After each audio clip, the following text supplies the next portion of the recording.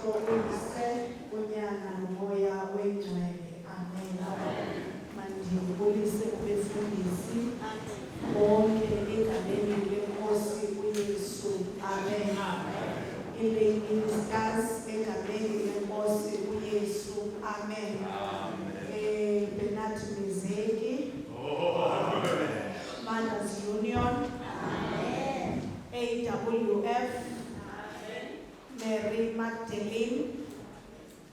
Youth Guild. Saint Agnes. Junior Church. Abaki. Choir. Generals. Media Desk. Saint Vincent. Amagosa. Indwendwe. Naye wonke umuntu okhoyo ebandleni kaKristu ndithi uxolo lwenkosi malube nani. Amen. A special greeting kuwe mfundisi uSiki kunye nefamily yakho ukulela egameni leNkosi uYesu. Amen. Sibulela uThixo bazalwane osihambise unyaka wonke. Esithi namhlanje siyawugqibezela unyaka siwuvala ginci in our Anglican calendar ukuze singene kwiveki ezayo kwi-Advent sihlaziyekile. Amen. Futhi singene silayite ikhandlela lokuqala kule veki zayo befundisi bami nathi uThixo esihlaziyile during the week kuba namhlanje sizowucela amandla okuhamba unyaka omtsha. Abanye bangena kulonyaka umtsha belimele bazalwane emoyeni, abanye belimele emiphefumulweni, kodwa noko kunjalo uThixo akayeki ukuba nguThixo. Abanye namhlanje njengoba sizowuthi uYesu uyinkosi, ezinhlizweni zabo balapha ngoba beqhela ukuzicaweni, kodwa akukho nto ivumayo ukuba umuntu athi uYesu uyinkosi. Silapha namhlanje bazalwane nge-23 kaNovember, abantu part of us behlelwe zizinto ngezinto, abanye bebengcwaba izihlobo zabo, abanye baswelekelwe zizihlobo zabo, abanye phakathi kwethu bazalwane batshelwe yimizi, abanye batshelwe ngamakhaya kule mpelaveki esikuyo, kodwa kuko konke sisathi uThixo semhle. Amen. Ngoba kayeke uThixo kuba mhle ngenxa yentoba sisehlelwa zizinto. Namhlanje sizazothi Christ the King bazalwane. Amen.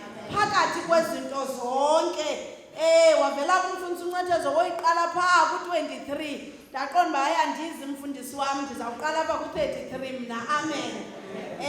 Kodwa ubuyayifunda yonke ukuqala pha kulaa ndawo umfundisi aqale kuyo, isifundisa izinto ezininzi bazalwane zokuhlala imeko ivuma ingavumi, kodwa usithi uYesu uthela yena uyinkosi. Olusuku ke bazalwane ndifuna ukuqala kule ndawo ithi kwahlalwa phansi lwasungulwa lufika emveni kokuba i-Ecumenical Council yokuqala ngo-325 kuba kayisincedisi singamakatolika ukushumayela uGenesis to Revelation singazazi uba ezi zinto zisukaphi. So ngo-325 kwahlala i-Ecumenical Council yokuqala phaya eNicaea. Bathi abantu abaziyo iNicaea ise-Asia Minor.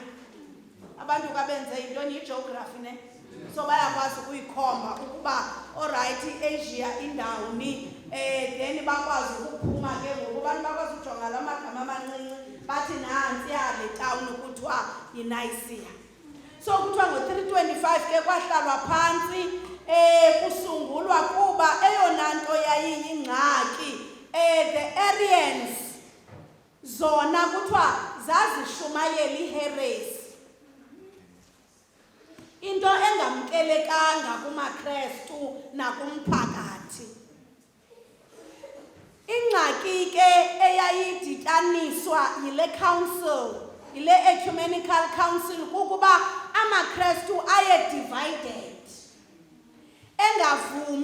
engavumelani ngestatement of faith. Sikhona ke apha ku-prayer book esi statement of faith, and I thank God because wonke wasifundisa ngaso mfundisi uMabandla uba asifundeli kulibala. Ingxaki ke yayisesi statement sithi uYesu unguThixo.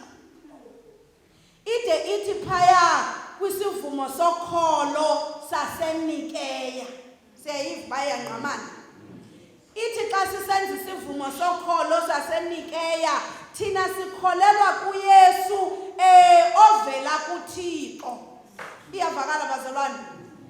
God from true God.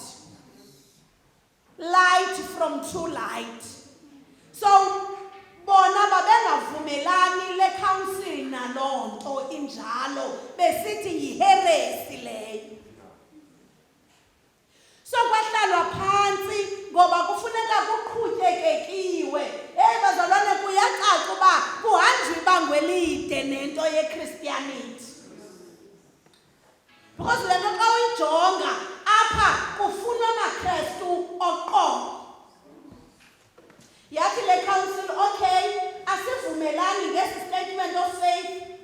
Masisibeke ecaleni kuba kuyabonakala uba siso esi sisahlulayo siyi-council. Kodwa ababhiliva kuso bangahamba naso. Kodwa thina siyile ecumenical council, eyona nto masivumelane ngayo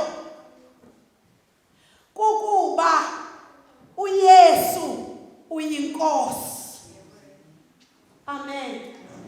Phakathi kokwehlukana kwabo ngezimvo, phakathi kokuba abanye bengafuni ukuthi uYesu unguThixo ovela kuThixo, ukhanyiso oluvela kolukhanyiso, masibe nento ke esivumelana ngayo. Kunoba siyicime masithi uYesu utheni bazalwane uyinkosi. Nangoku nokungayaphi, nokubungaya eZiyoni, nokubungaya eWisile, nokubungaya eRoma, uzawufika besithi uYesu utheni uyinkosi. Nanti into esihlanganisayo, into esohlulayo yi-uniform qha namanye amaKrestu, kodwa sihlanganiswa nguKrestu oyinkosi. So namhlanje we celebrate iSunday yokuqala, Sunday yokuqala in our liturgical calendar. Si-celebrate ngokuba yaziwa ngokuba lulungiselelo lwenkosi yethu uYesu Kristu, lathi ukusulungeka kwakhe nokulunga kwakhe uYesu Kristu ebomini bethu. Ubukhosi ke bukaYesu sibuvile phaya. Mhlawumbe omnye umuntu uconfused uba sitheni ngoku safunda izifundo zangepasika nge-23 kaNovemba. Amen. Andithi sinaloo nto singabanye uba Yesu ufike njani ngoku apha. Asikho rongo esi sifundo, besihleli sibhalwe rongo kwi-lectionary. Ngoku sifika sele isisifundo sepasika. Hayi bazalwana, iso sifundo sepasika esi. Kodwa mamela ukuba singqamana njani nolu suku. Ubukhosi bukaYesu abuzange buze lula. Akazange bufumane lula uYesu ubukhosi, nokuba wayezelwe efana noThixo, enguThixo. Kwakufuneka athi go through pain engenatyala enjalo. Okwesibini buchazwa kakuhle apha kuLuka 23 from verse 33 indlela uYesu awayihambayo. Kulondlela ke eyona nto yayigqamile endifuna sithethe ngayo namhlanje ukuba uyivanga yonke lento endiyithethayo bamba nje igama elithi focus. Umqolo wethu wosuku ulapha. Khawuthi kulo muntu usecaleni kwakho focus.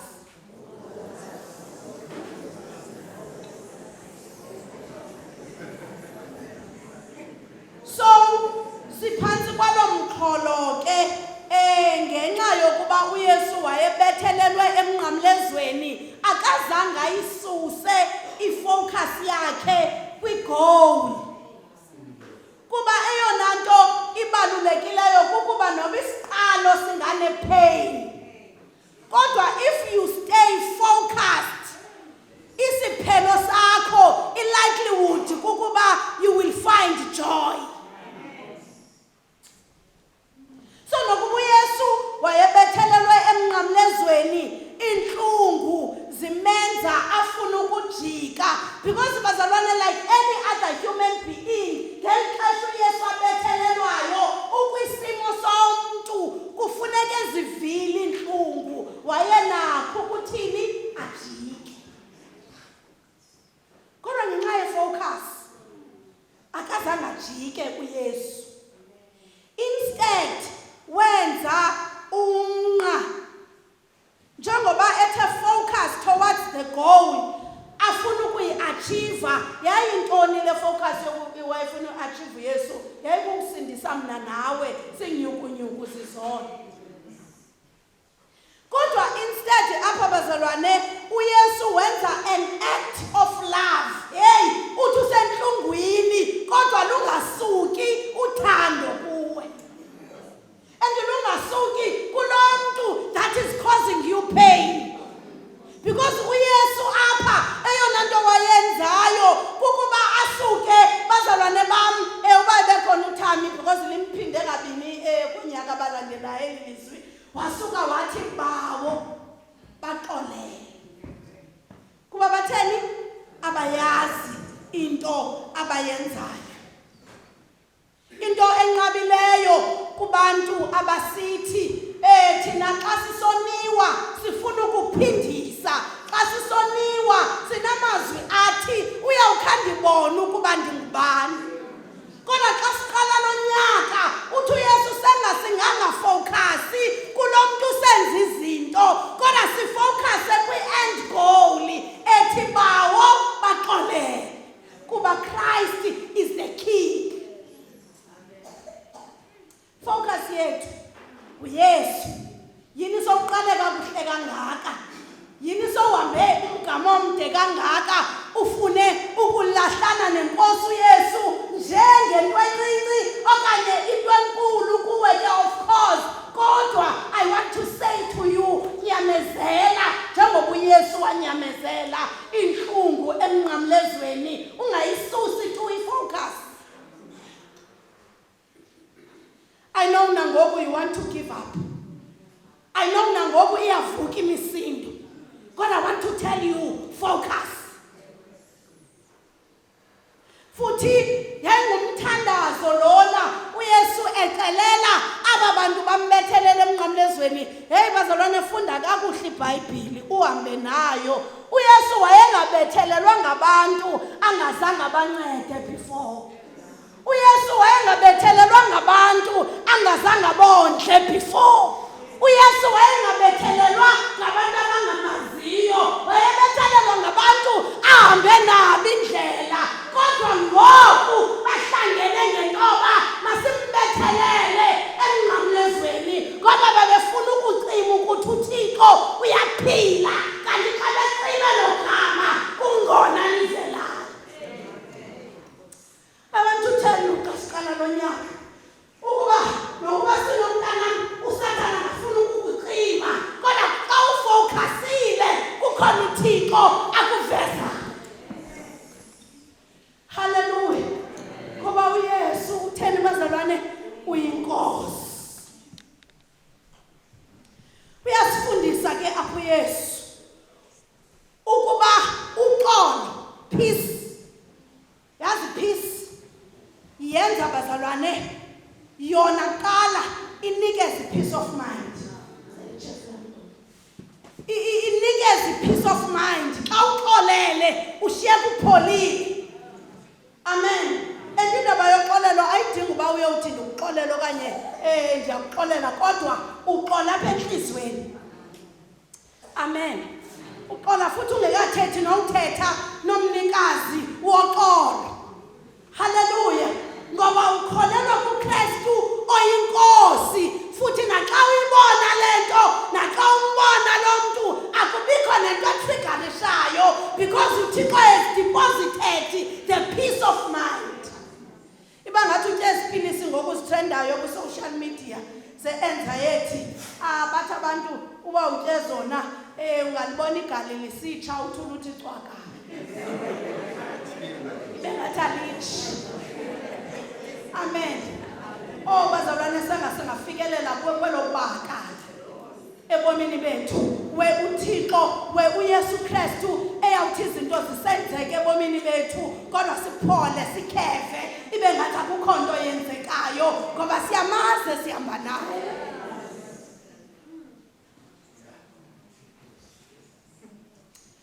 Apho Yesu wayelungiselela bazalwane ukungena kubukumkani bakhe ngokufa kwakhe emnqamlezweni. Janjoku apho Yesu simbona ebethelelwe namabhada amabini into echaza ukuba ukufa oku kokwabantu bonke. Hayi nami uzawufa nawe uzawufa ngemini yakho. Hallelujah. Bhubha une-timing ye-focus. Hallelujah. Ungabhubhi ungena-timing. Hallelujah. Ungafele ezonweni. The worst izono that are created by another person for you. Because uyakwazi wena usithi ndikwazela kude entweni nesono asuka umuntu akwenze ungena emgibeni wokulandela ubutshaba bakhe kanti uyakwenyelisela. So xa sisithi uKristu inkosi bazalwane namhlanje ithi ndiyaphuma kulo mngxuma wokwenyeliselwa zintshaba ndilandela uYesu. Wathi uYesu ngenye imini ethetha nabafundi bakhe wathi umuntu ofuna ukundilandela nofuna uba close apha kum kufuneka athwale umnqamlezo wakhe amlandele. Funeka be prepared to suffer. Hallelujah. Are we really prepared to suffer so that sizokwazi ufocus? Amen. Amen. Jonga manje bomini bakho zininzi izinto ezikwehleleyo kodwa awufanga. Amen. Ezo zinto ezikude ezi bazalwane sizinto ezilapha kuthi ebandleni kubazalwane xa unobanika ichance ubanike lo mboko umntenzi ubungqina athi omnye ndithe ndisiya kwi-ATM ndabuya imali ndingayiphethanga ndacima ndizawufa kuba I do not know zawusurvive ngantoni inyanga yonke kodwa you are still alive. You have survived kungenxa yobaba lo kaThixo. Hallelujah. Futhi ngala xesha unikwanga mali ngumuntu. Because abantu belihlabathi sikhona nje ukukunika indlebe. Emveni koko the only thing that we can offer you is prayer. Hallelujah. Amanye amaxesha imeko yakho ingadingi imthandazo wodwa. Idinga a helping hand. Hallelujah. Aphele sithi omnye umuntu akukho nje ndibangela uba ndime ngengxaki zami. Hallelujah. Ngoba endaweni yokuncedakala usuyiva igcwele icawa yonke okanye igcwele ilokishi yonke.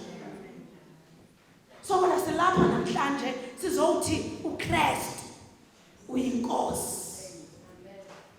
Myeke manje ongendawo because subi ngengomuntu lowo subi esetshenziswe ngongendawo umsebenzi kangendawo ke it is to destroy kwesa sifundo bisesesingaphi esibesifunda abasesokuqala ebendisiva abantu bemane bencinci esisithetha kanye ngathi sizinkokheli qoma hey xa ndisifunda ndisimane ndisifunda okomfundisi mabandla qoma hey siyaqhekeza ibandla likaKristu.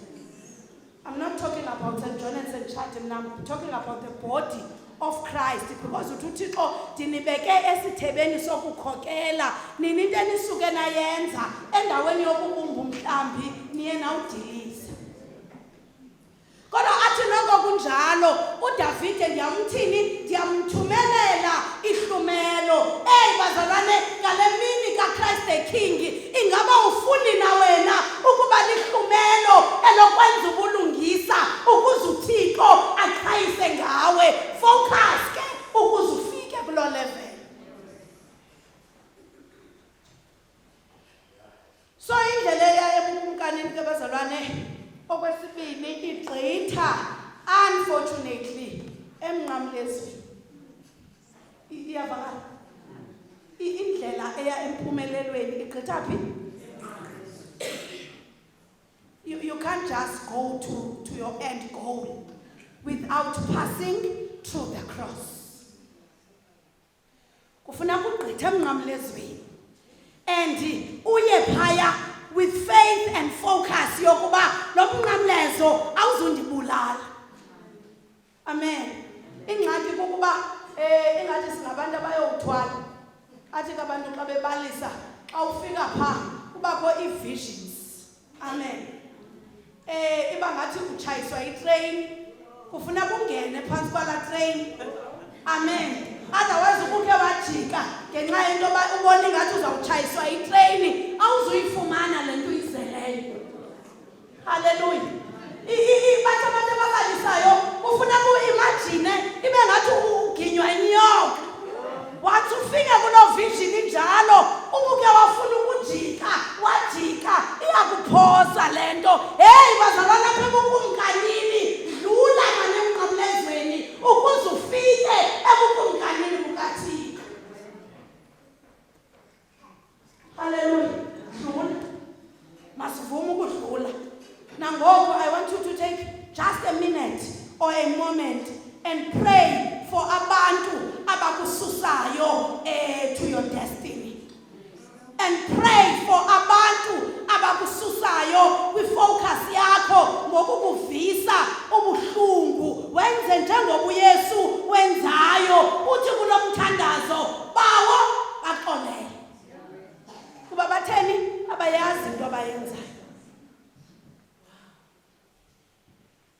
Emveni koko ke uqonde nawe ukuba after all we are all sinners. Amen. Emveni koba ubazisile ngosinangoku bathetha apha phambi kwakho ne nawe uzikhumbule into yoba usisoni.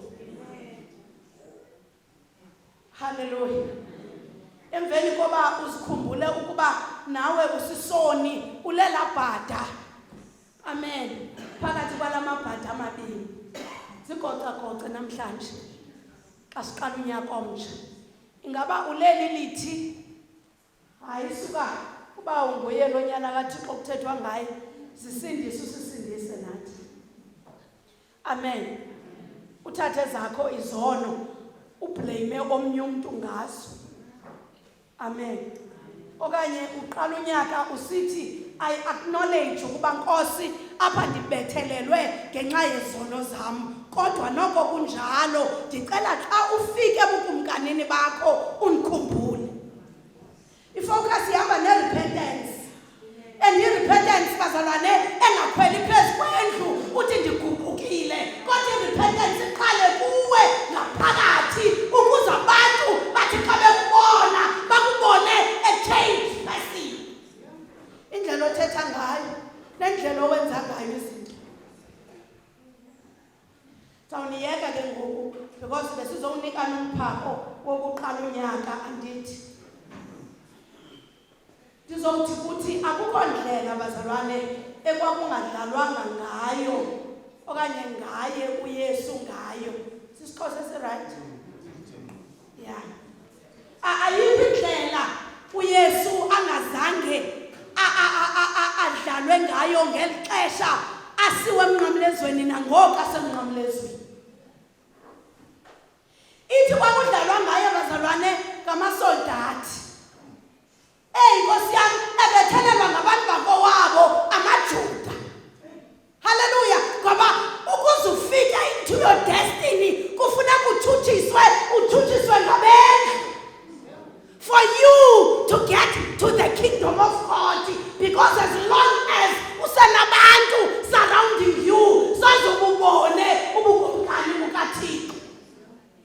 uthini usale wedwa futhi uzive ukuba I am alone because le journey yokuba ngumKristu is a lonely journey. Usafuna uhamba nesihlwele uzawumana ubani abantu bawuxela xa usehlelwa zizinto.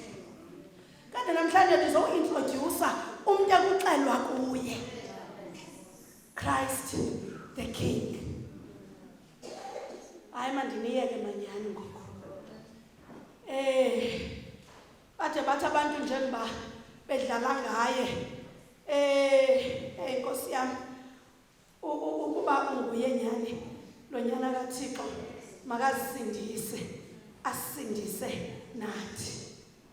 Yabona ke into apha uYesu awayenzayo kulomuntu uthetha lamazwi kubantu abayifundayo iBhayibheli ikhona into awake bayiphendula wathi cwaka. Sithi ngesingesi though isingesi esibani, you don't argue with fools. Amen. Ngoba nawe you might end up being a fool. uYesu wayezama ukumvezela into oba andiphendulani nezideke. Hallelujah. Ndifuna uqala unyaka omtsha une-focus ethi kulento izawudibana nawe phaphandle xa uphuma ngapha kwala mnyango ifuna ukukhupha kule focus ibe ukuphendulisa imfithi. Be still and know that God is God. Christ the King. Hallelujah. Sinanzo bazalwane iformula yokuhlala kuYesu. Kukuthi cwaka ngexesha lokuthi cwaka. Ithi iBhayibheli ithi xa ungenamandla kuxa utheni? Nathi ke siyafundiswa apha ukuba true pain worse ethiwe cause ngabantu yithi cwaka ungaphenduli. Remember wena kaloku ngelixesha zikwehlela ezi zinto ufana noYesu ukwimission yobukumkani. Hlazi uyimosheke ngokuhoya onobenani belilizwe njengoYesu engazange abahoye amasoldathi xa efuna ukumjikisa kule mission.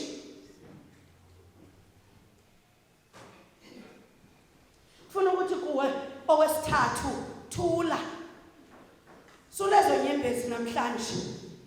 Impendulo ikhona kulowo ukulwelayo. They elevated Christ. Bazalwane, I wish besizawuhlala apha imini yonke. Sibonisane ukuba ngale mini bam-elevate uYesu becinga babona bayamthoba. Amen. Becinga bayagqiba ngaye kanti Nkosi yami bambeka amashalishela kwisihlalo sobukhosi. Ewethu do not panic. Zezi zinto ezikwehlelayo zikuashalishela to the kingdom of God. Hallelujah. Ingxaki yakho uYesu focus and you panic. Hallelujah. Babecaba bazalwane ngokumbethelela emnqamlezweni Nkosi yami kuyaphela ngaye kanti kukhona kuqalayo. Uthi verse 38 bade babhala ngokwabo. Yes, is dead. Sibhala ngokwazo phezu komnqamlezo phezu kwenhloko yakhe ukuba lo ngukumkani wamaJuda. Ithetha ukuthini loo nto?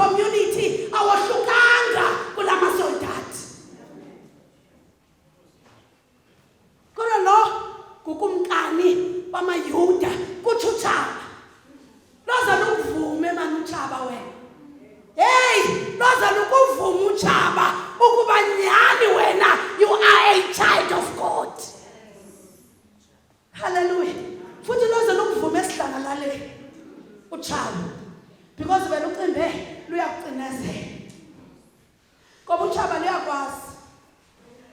Hayi utshaba luyakwazi. Mandiyeke ke kule ndawo yoku-elevate. Mandiyeke kule ndawo yoku-elevate.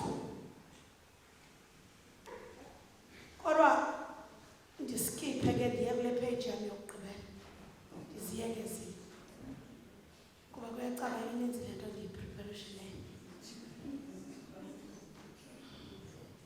Ndigqibelise ngento ethi i-forgiveness bazalwane yiyo ezisa i-victory.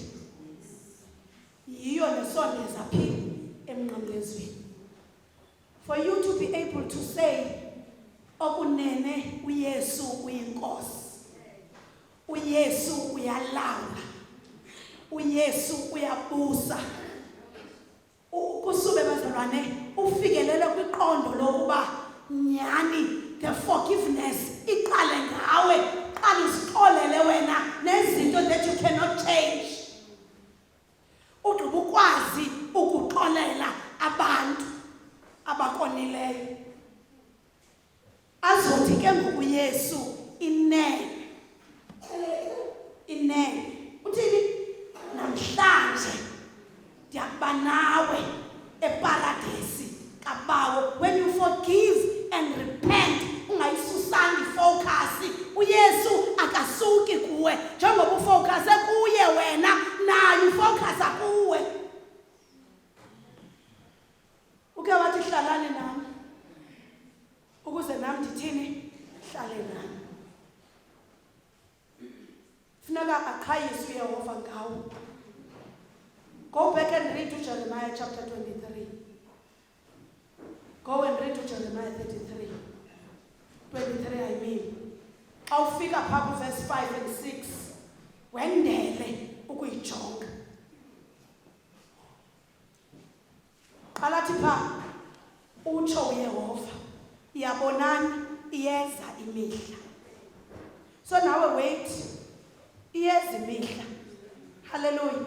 Apho uThixo azawubukisa ngawo because we have stayed focused. Yonke ke lento is simplified.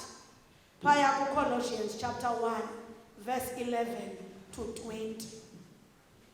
Ithi ekunyamezeleni utheni ukhona umvuzo. Xa uqala phaa ku11 uyophela uyotsho phaa ko16 iyazichaza phaa izinto umuntu ekufuneka ecancathe kuzo ukuba ke ngoku uphume nento ethi I am staying in my lane futhi andiyisusi ifocus kuba ndiyayazi uYesu utheni uyinkosi.